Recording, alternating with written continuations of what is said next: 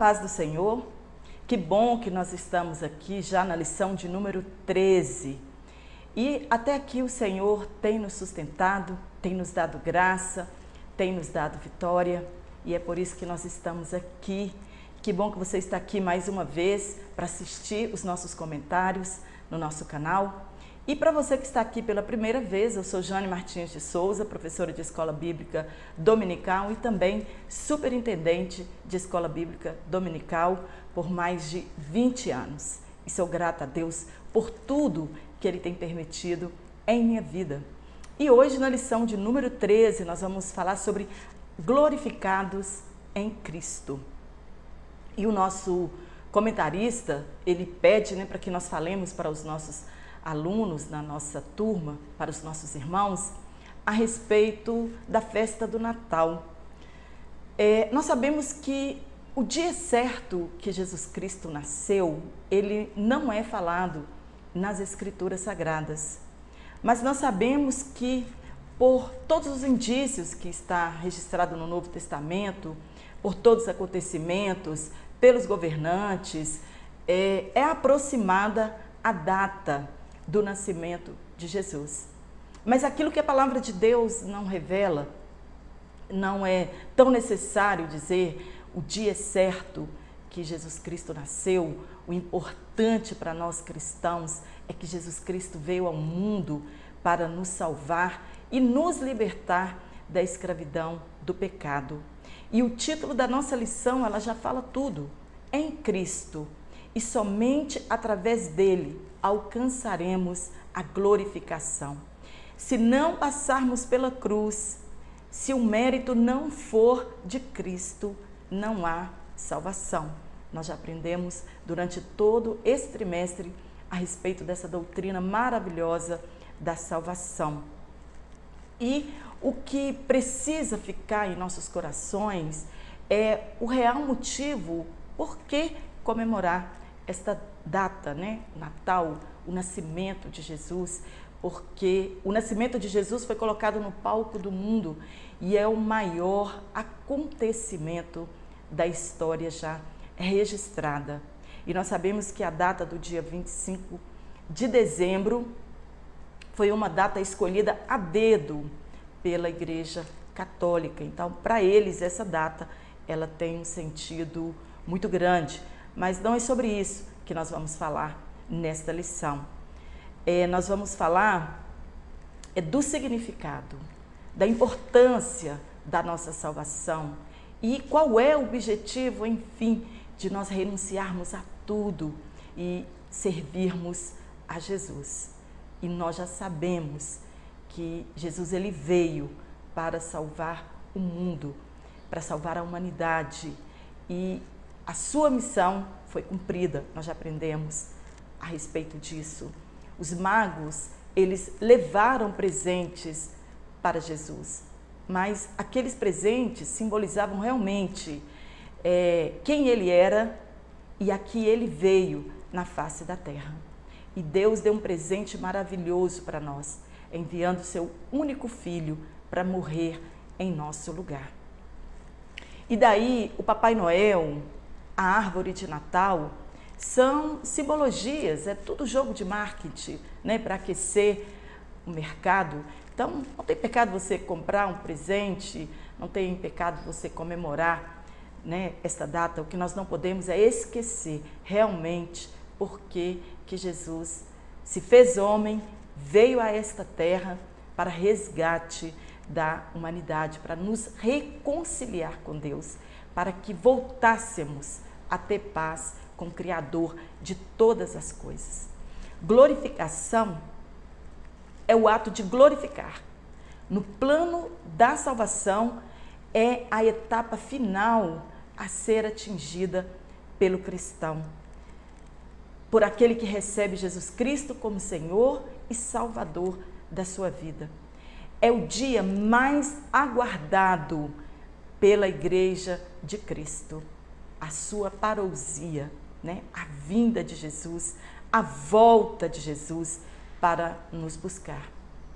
E Jesus Cristo, ele fez uma promessa maravilhosa que está em João capítulo 14, versículo 1 a 3, que Ele virá nos buscar e nos levará para estarmos junto dEle para sempre. Jesus, Ele diz para os discípulos naquela época, e a sua palavra é para nós hoje, na atualidade, que Ele nos foi preparar um lugar.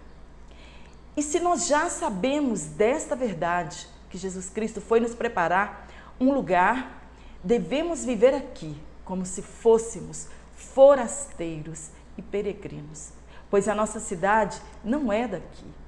Não somos cidadãos daqui, estamos aqui de passagem por um pouco de tempo.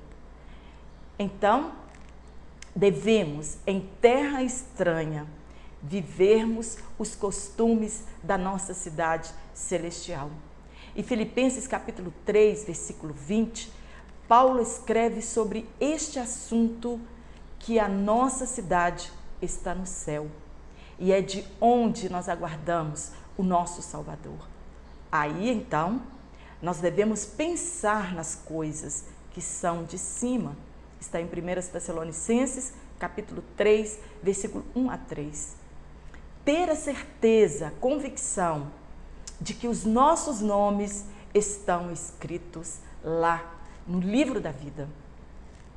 E termos a consciência que muitos de nós já partiram e que nós vamos encontrar todos lá. Aqueles que aguardaram a promessa fielmente, aqueles que perseveraram até o fim. A nossa esperança é aquilo que não se vê. Paulo diz que se nós vemos alguma coisa, isso não é esperança. Então a nossa esperança é naquilo que nós não vemos e que a nossa esperança esteja voltada para o céu. As nossas orações, elas sobem para o céu e essa deve ser a nossa firme esperança, o nosso firme propósito. Às vezes, devido às nossas fraquezas, nós vivemos como se aqui fosse o nosso destino final e muitos começam a juntar os seus tesouros aqui. Está em Mateus capítulo 6, versículo 19 ao 26. Jesus diz que nós não podemos juntar o nosso tesouro aqui, né? Porque aqui o ladrão vai minar, a traça vai corroer, mas que nós devemos juntar tesouros no céu, porque é para lá que nós vamos um dia. Que nós não podemos amar mais o mundo, a fama, os prazeres carnais e todas estas coisas, elas nos afastam das promessas de Deus. Muitos se esquecem que aqui temos muita dor, tristeza, provações, mas Deus nos fez uma promessa maravilhosa, que enxugaria de nossos olhos todas as lágrimas, que lá não vai haver dor. Está em Apocalipse 21, capítulo 1 ao versículo 7. E se nós temos esta esperança tão maravilhosa de que Deus fez para nós, nós precisamos perseverar até o fim. Mas para chegarmos ao céu, nosso corpo, ele passará por um processo chamado glorificação. Este corpo carnal, ele terá de ser transformado, porque a palavra de Deus nos diz que carne e sangue não herdarão os céus. E Paulo faz uma das mais belas declarações sobre este milagre que acontecerá: a ressurreição. Os mesmos conflitos que nós vivemos hoje, as igrejas daquela época também, elas viviam. Como se dará o arrebatamento? Como será a ressurreição? Como acontecerá a nossa transformação? A igreja primitiva vivia esses mesmos anseios que a igreja da atualidade vive. Muitos cristãos, eles ficam preocupados como essas coisas acontecerão. A certeza que nós temos é que isso acontecerá. porque Cristo, ele é as primícias da ressurreição. Nos tempos da igreja primitiva, havia discussões ferrenhas a respeito deste assunto, ressurreição. Uns criam e outros não criam ressurreição. Os saduceus, que era uma seita formada da elite da época, dos judeus, eles não criam em ressurreição. Enquanto que os fariseus, eles criam em ressurreição. Estas eram umas das duas seitas, porque existiam muitas outras seitas na época da igreja primitiva.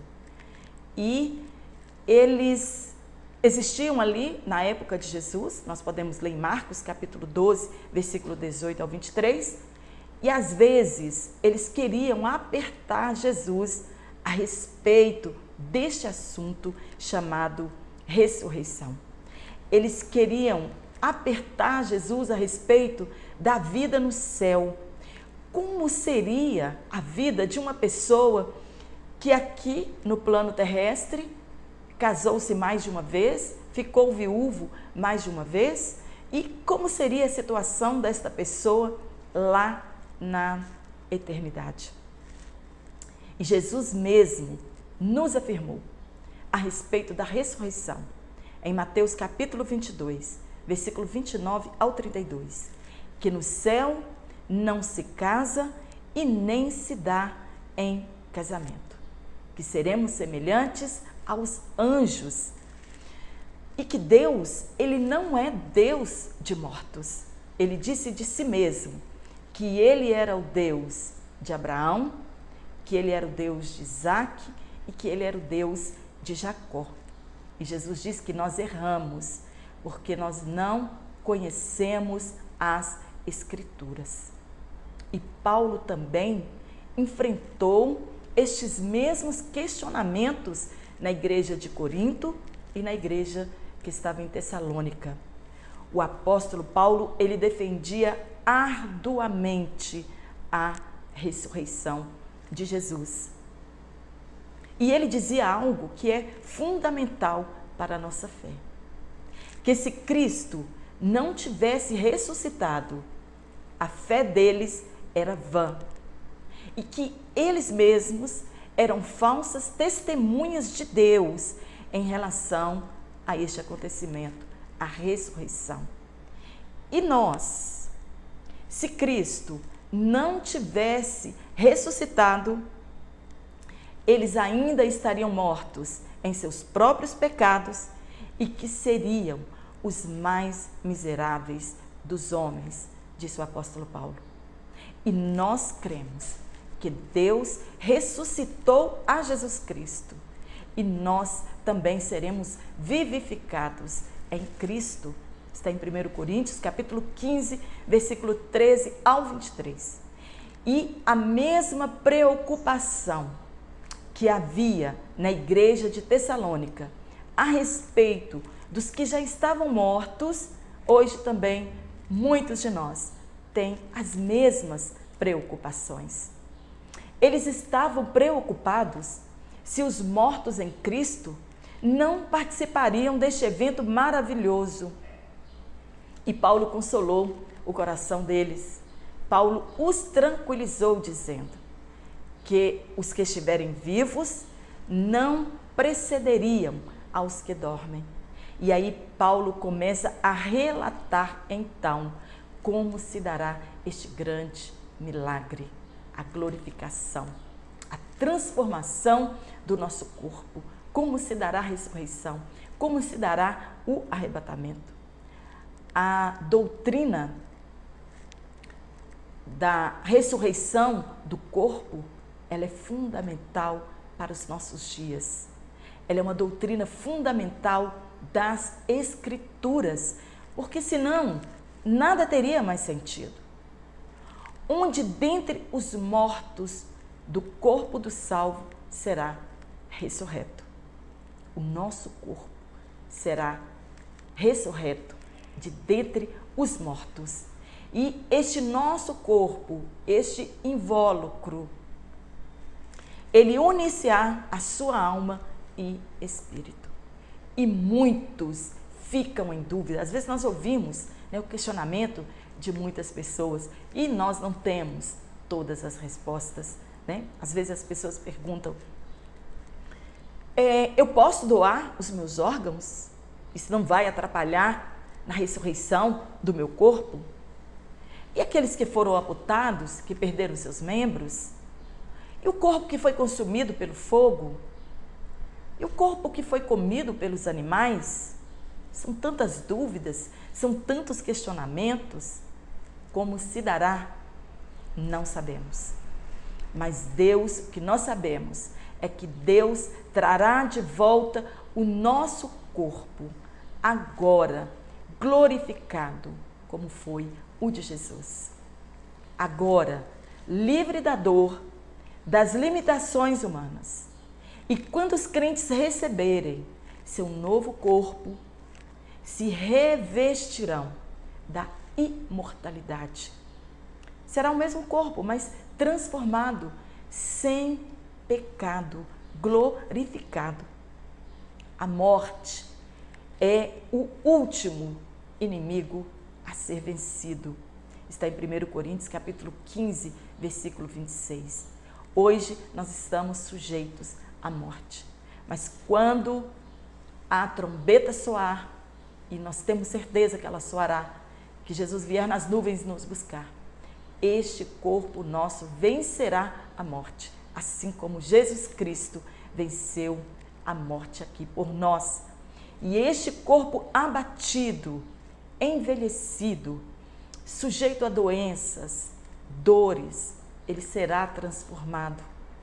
Voltaremos ao estado de perfeição, assim como foi o propósito de Deus para o homem quando o criou lá no Éden. Está em 1 Coríntios, capítulo 15, versículo 42, 49.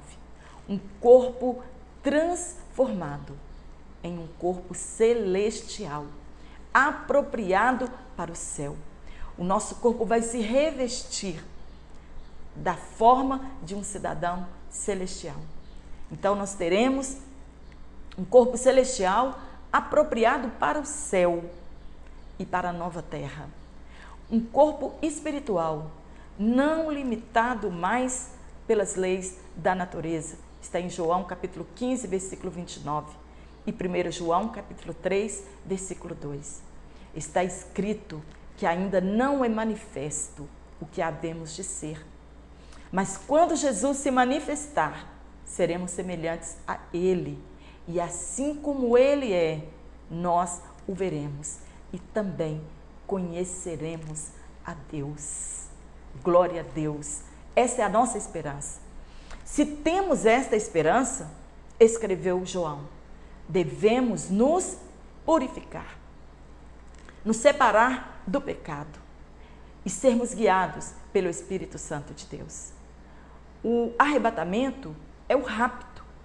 Seremos raptados da terra e levados para sempre com Cristo aos céus, onde uma cidade santa está preparada para os salvos, onde suas ruas são de ouro e de cristal, os muros são de jaspe, a luz será o próprio Senhor, o rio estará na praça para todos e a árvore da vida ao nosso alcance, plantada às margens deste maravilhoso rio, está lá em Apocalipse. Não haverá ali tristeza, nem dor, nem morte, nem ódio, nem pobreza, nem riqueza, pois ali o pecado não entrará. Não há preocupação de envelhecimento. O que nos aguarda é a eternidade. A glória de Deus encherá aquela cidade e vamos adorar a Deus pelos séculos dos séculos. Este acontecimento será muito rápido. Paulo escreveu que será num abrir e num fechar de olhos. A cena será maravilhosa. Nossos irmãos, entes queridos e amigos que já partiram para o Senhor. Estes ressuscitarão primeiro, receberão um corpo glorioso, e nós, os que estivermos vivos, seremos levados pelo Espírito Santo, arrebatados com eles, e nos encontraremos nas nuvens. Uma comitiva nos receberá e nos introduzirá à presença de Jesus nos ares. Será maravilhoso. Este corpo corruptível se revestirá da incorruptibilidade, se revestirá da imortalidade. Está em 1 Coríntios capítulo 15, versos 50 ao 55, e em 1 Tessalonicenses capítulo 4, do 16 ao 18. Pensa em um lugar de delícias, será a cidade santa. Não haverá noite nem dia. As portas da cidade estarão sempre abertas. Está em Apocalipse capítulo 21, versículo 25, e também Isaías capítulo 60, versículo 11. Lá não entrará nada e nem ninguém impuro. Mas para alcançarmos esta promessa maravilhosa da vida eterna, está em 1 João capítulo 2, versículo 25. Precisamos estar seguros em Cristo. Reconhecer a salvação como mérito exclusivo de Cristo e graça maravilhosa de Deus. E seu eterno amor por nós. Antes da glorificação, que acontecerá apenas na etapa final do plano de salvação. Precisamos estar lavados, justificados, santificados, regenerados, termos a nossa vida sendo guiada pelo Espírito Santo de Deus. E quem tem esta esperança, diz a palavra de Deus, consolai-vos uns aos outros com esta palavra, escreveu Paulo em 1 Tessalonicenses, capítulo 4, versículo 18. E precisamos continuar a perseverar até o fim, disse Jesus em Mateus capítulo 24, versículo 13. Deseja alcançar a glorificação? Precisamos perseverar até o fim. Nós já falamos sobre perseverar no vídeo passado. Perseverar é ser constante, mesmo sendo provados. Não é correr muito, não é chegar primeiro, é ser constantes, porque nós vamos chegar juntos. Os que combaterem um bom combate, nós chegaremos todos lá juntos. Os vivos não antecederão os que dormem em Cristo, pois as nossas lutas, as nossas provações que nós passamos aqui, não se compara com a glória que viveremos ali e nos será revelada. Está em Romanos capítulo 8, versículo 18. Nenhum lugar maravilhoso que você já foi, que você já conheceu fisicamente, ou por livros ou revistas, ou pela televisão, diz as Escrituras Sagradas, não se compara com o que nós vamos ver ali, a glória que vai ser revelada para cada um de nós, ou para todos nós ao mesmo tempo. Pois o que está preparado para nós, os olhos nunca viram, os ouvidos nunca ouviram, e o nosso coração carnal não consegue imaginar as grandezas, a glória que nos aguarda. Está em 1 Coríntios capítulo 2, versículo 9. Todas estas coisas maravilhosas são as que estão preparadas para nós. Foi o próprio Deus que preparou todas essas maravilhas para nós. Paulo escreve no versículo seguinte que a eles foi revelado pelo Espírito Santo de Deus, porque o Espírito Santo de Deus, ele penetra as profundezas de Deus. Então, desistir por quê? Vamos continuar firme, perseverar até o fim, para que nós possamos alcançar a etapa final do plano de salvação. Amém? Espero ter contribuído para a sua aula deste próximo domingo com este comentário. Que Deus em Cristo possa nos abençoar e nos dar uma aula maravilhosa para você que vai lecionar neste domingo.